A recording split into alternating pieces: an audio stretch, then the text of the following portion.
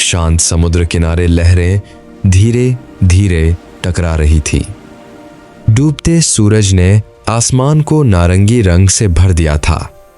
एक गरीब मछुआरा अपना खाली जाल लिए किनारे पर धीरे धीरे चल रहा था।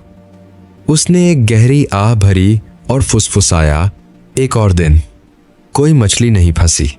अचानक पानी के पास कुछ चमकता हुआ दिखा। वह करीब गया और दंग रह गया। एक खूबसूरत लड़की जिसके सुनहरे पंख चमक रहे थे, रेत पर बेहोश पड़ी थी। उसके पंख पानी पर सूरज की रोशनी की तरह झिलमिला रहे थे। तुम कौन हो?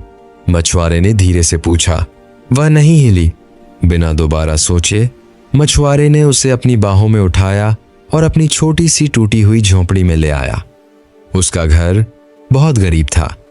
छत टपकती थी, दीवारें फटी हुई थीं और खाना भी बहुत कम था। लेकिन उसका दिल बहुत दयालु था।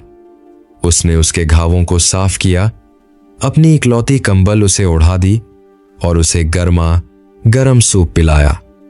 दिन रात उसने उसकी सेवा की। कई दिनों के बाद लड़की ने धीरे से अपनी आंखें खोली। झोंपड़ी एक कोमल सुनहरी रोशनी से भर गई। तुमने मेरी जान बचाई है, उसने धीरे से कहा। उसकी आवाज संगीत जैसी थी। मैं एक परी हूं। मछुआरा हैरान होकर पीछे हट गया। मैं तुम्हारी कर्जदार हूं, उसने आगे कहा। एक वरदान मांगो। नहीं, उसने विनम्रता से कहा। मैंने तुम्हारी मदद इसलिए की क्योंकि वह सही था। कृपया, उसने जोर दिया, मांगो।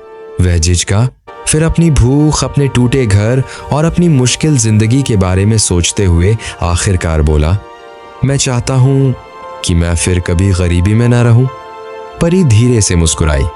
उसके सुनहरे पंख फैल गए। वह धीरे धीरे हवा में ऊपर उठी और उसकी चमक बढ़ती गई। ऐसा ही होगा, उसने घोषणा की। सुनहरी रोशनी की एक किरण ने मछुआरे को घेर लिया। परी ने एक बार हाथ हिलाया और आसमान में ऊंची उड़ गई और बादलों में गायब हो गई। मछुआरे ने अपनी आंखें बंद की।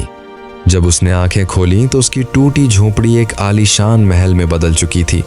उसका खाली आंगन धन और वैभव से भर गया था। उसके कपड़े नए और कीमती थे। वह कृतज्ञता में घुटनों के बल बैठ गया। उस दिन के बाद से वह सुख समृद्धि से रहने लगा। लेकिन वह कभी नहीं भूला, दयालुता ही सबसे बड़ा जादू है।